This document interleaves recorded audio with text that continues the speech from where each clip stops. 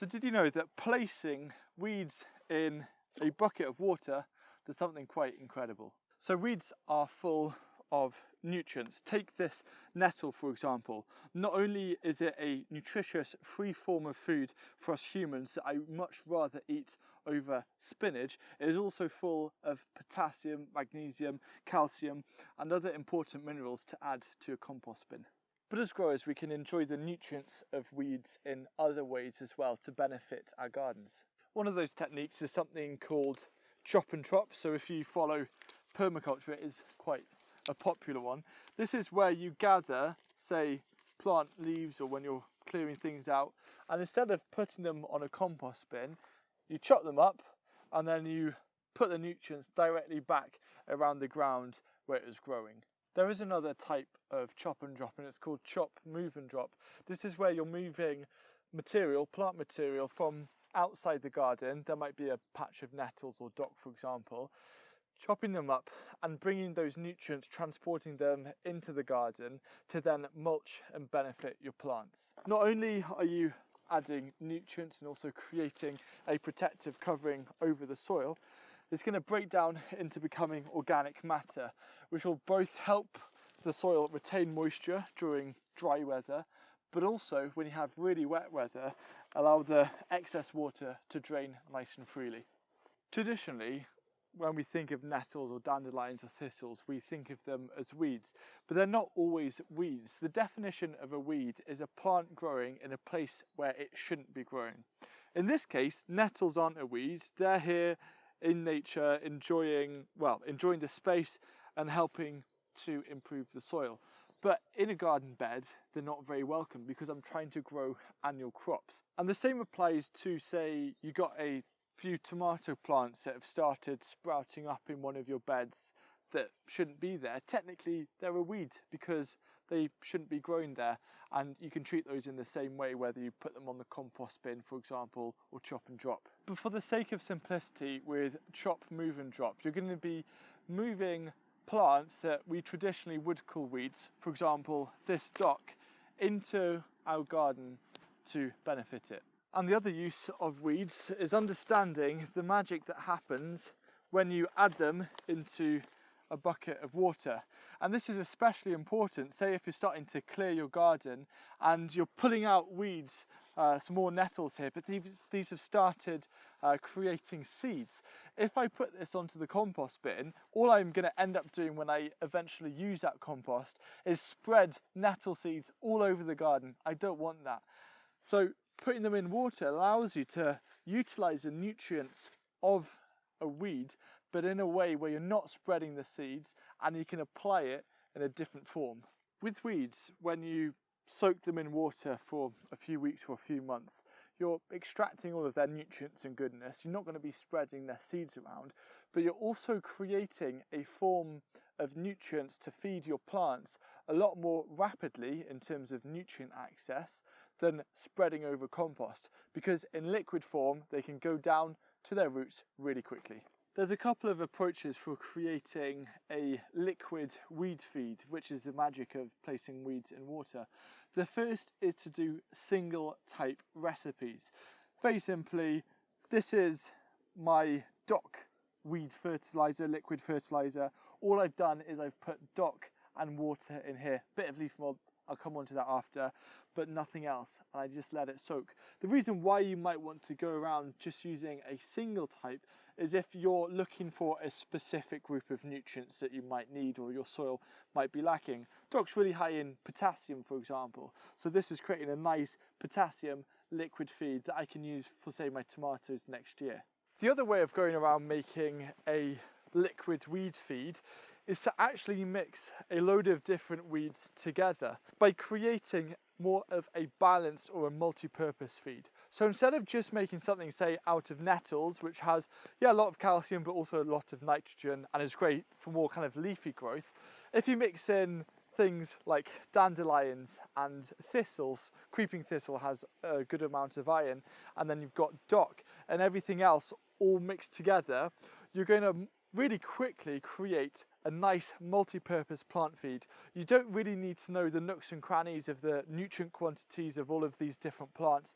If you just understand that there's strength and power in diversity, the same thing applies to creating a nutrient-rich liquid feed for your plants. Mix it up, have a load of things together, and it will really benefit.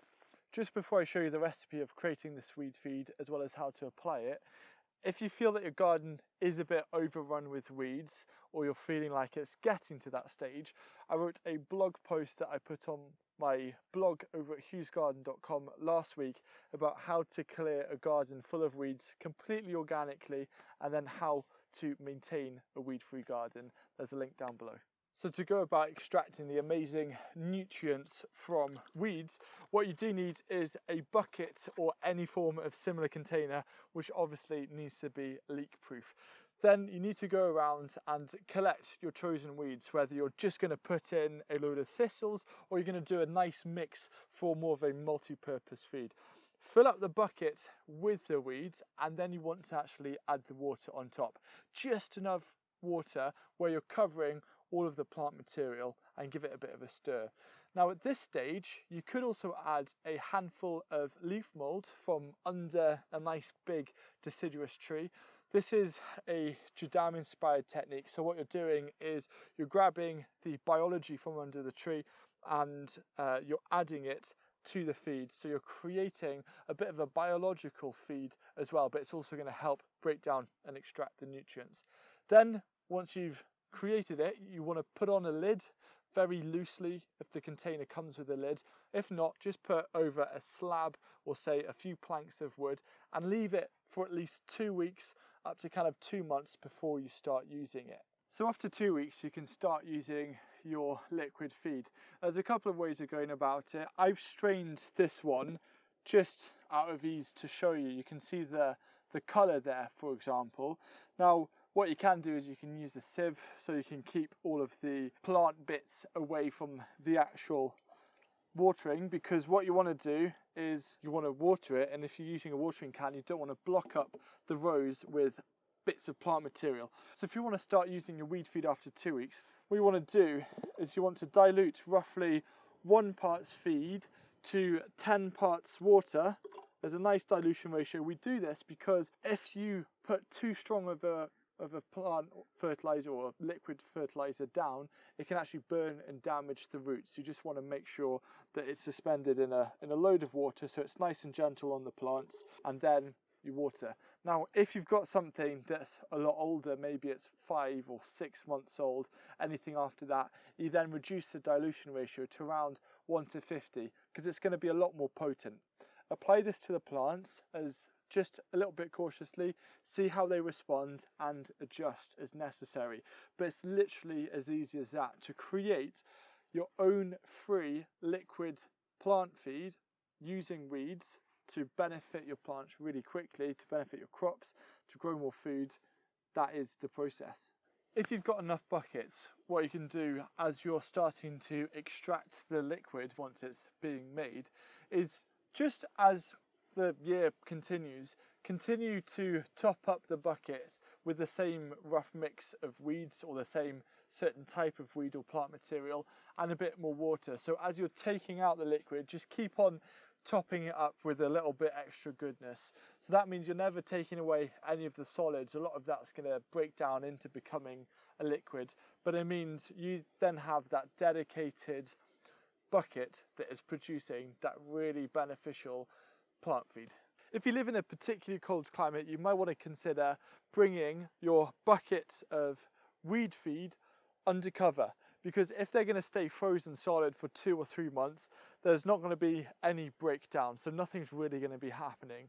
And now's a great time to harvest those nutrients to break down over winter to give you free plant feed to start using spring next year. So my channel is full of videos on how to save money and make the most of kind of waste materials and resources. But some of you might not know that I have written 3 books.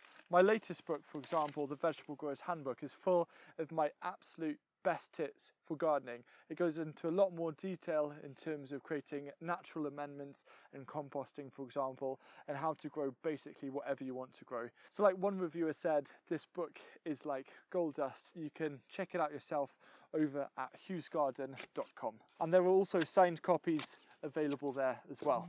Also, the Nature of Food book, written by my colleague Sam, using produce from this garden, the photo of a leek grown in a bed just up there, is also available now over at hughesgarden.com. We're about to ship all of the Indiegogo crowdfunding orders, but if you're in the UK, you should also, through the website, be able to get them before Christmas. It's such a stunning book, you're gonna love it. One weed that I haven't mentioned is grass. Not really fun to have in a raised bed, but if you've got a lawn or pathways, grass clippings are amazing for your garden. I've made a whole video which you can watch here. It's been really popular, and it's how to use grass to help you grow more food, and it includes a grass specific liquid feed recipe, so check it out and enjoy.